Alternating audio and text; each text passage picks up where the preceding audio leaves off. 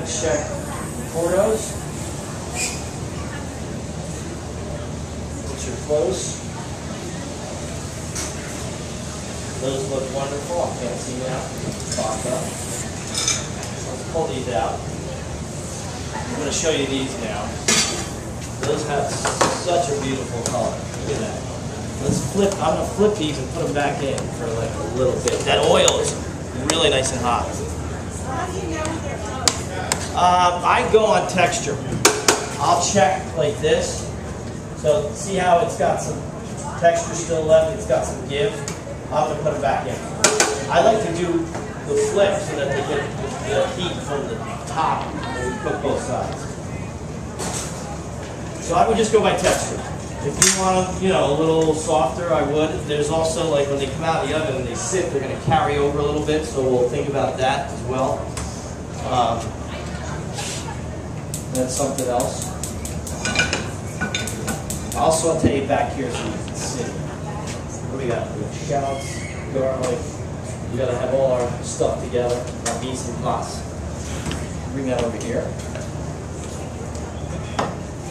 This here. I'm going to use this oil gel. Alright.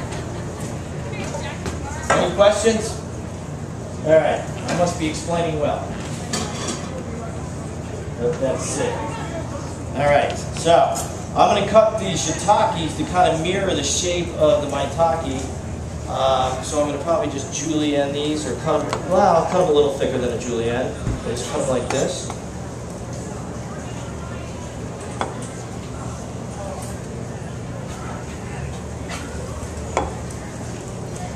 I usually always think about how a finished dish is not only going to taste, but how it's going to look, you know. I'm going to think about how people are going to eat it. So, you know, I'm going to cut these so that you can be picked up with a fork. You don't have to, like, get out a knife. And then all the cuts are going to kind of be the same way, because we're going to go for that look and that flavor. The Swiss chard I already blanched and shot, which I have back here. Oh, we're doing marsala today. Marsala is a great liqueur that goes phenomenally well with mushrooms. For years, people used to do like veal marsala. It's basically it was mushrooms and marsala, which is a fortified liquor. This is a sweet marsala. So we got our mushrooms ready. We're gonna get our shallots out. Our garlic is chopped. I minced the garlic. I sliced the shallots, so that the shallots are kind of like the size of the mushroom too. I'm going to put a little bit of oil in the pan, not a lot. Is that a little? I'm getting the okay from the wife. Alright, we're going to you get the pan hot, you get the fat hot. That's how you saute. If you saute, one of my ex-students right there, I'm in the terrible. Anytime you saute, high heat, get the pan hot, get the fat hot. And I'm talking like if you cook a piece, saute a piece of chicken, especially fish, if you're going to saute, pan hot, oil hot. Alright? A lot of people make the mistake, they make it the pan hot, they put the oil in, the oil is cold, and they put the product right in, and you're not getting that immediate sear. So we're going to put in our mushrooms. You can hear the noise. Hear the noise? Let's get the noise. How's that? Alright. Now I lost the mic. The mic melted. There we go. Alright. So, let's put a little bit more. Alright. We still have the heat going. We've got the sizzle going to give it the flips. And so I've got all this. I'm going to just take my time and do it in batches. I'm not going to rush it. A little salt. Little pep. We do this for every stage. You know what I mean? Every time I put the mushrooms, salt and pepper. Even though it's all going in the same dish, I'm seasoning in layers. I like to think that, like, when we make food, we always try to have layers of flavor. So we season everything. I seasoned the vinaigrette. I didn't put salt and pepper in the mushroom. But you get what I'm saying. We season everything along the way. The whole seasoning thing. Put some of these in. Now I'm going to finish this with a little garlic. This way, by putting those aromatics in at the end, they're going to come in contact with the heat, but they're not going to burn. We're going to just have them sweat slightly. And then, since I'm using a non-stick, if I didn't have a non-stick, I'd have a regular pan, and on a regular pan, sometimes the mushrooms would leave a little bit of brown bits or something like that.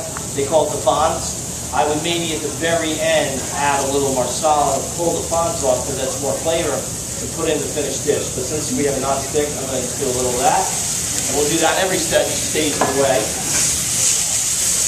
Alright? We got a bowl? We got another bowl. We got another bowl. So, right there, I stop. I do it again. We got the heat going. Keep doing it. What? It's not. Every day. Alright. High heat. Alright, let's check our Portos. This time I won't. I'll step back. Oh yeah. Alright.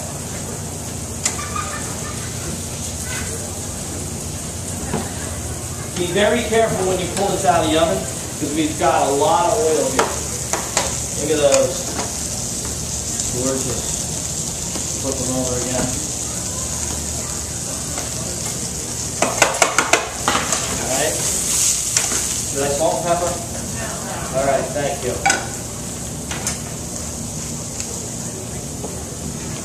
Flip. A little shallot. Flip. Let's just use this. And you can see, well, I don't know if you can see from there, but they start to get a nice little caramel on them. And we're keeping the texture and that good meaty flavor. We're not killing the meaty flavor. I didn't do the marsala for that. I'll do it on the next one. We'll make up. So, one more probably last here. Get the oil hot again.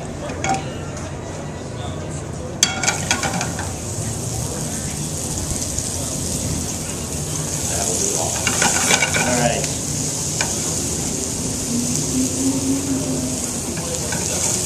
Salt. This is gonna, like he said, it's gonna be on YouTube. When is it gonna be on YouTube? Well, it's turning into a long video. Actually, I just noticed it's gone to 15 minutes over. But probably this week sometime. I'll send you a link.